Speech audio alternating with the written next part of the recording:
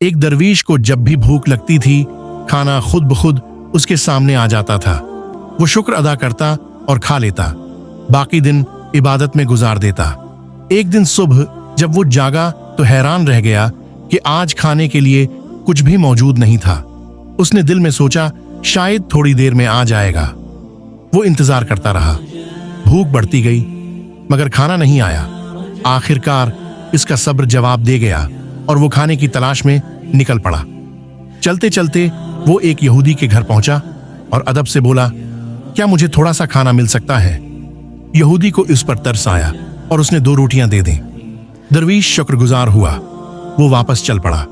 रास्ते में यहूदी का कुत्ता उसके पीछे लग गया और जोर जोर से भौंकने लगा।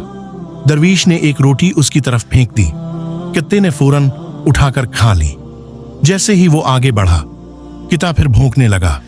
मजबूर होकर दरवीश ने दूसरी रोटी भी इसकी तरफ फेंक दी। कुत्ते ने वो भी खा ली, लेकिन फिर भी पीछे आकर भौंकने लगा। गुस्से में दरवीश बोला, ए बेशर्म कुत्ते, तेरे मालिक के घर से मुझे 2 रोटियां मिली थीं, मैंने दोनों तुझे दे दिए, फिर भी तो मुझ पर भौंक रहा है।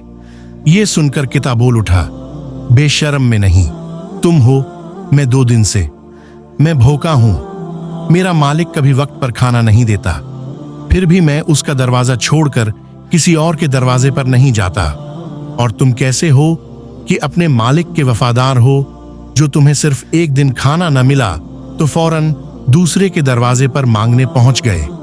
ये सुनकर दरवीश का दिल लर्ज उठा। जब वो अपने ठिकाने पर वापस लौटा तो उसका खाना उसके सामने रखा था।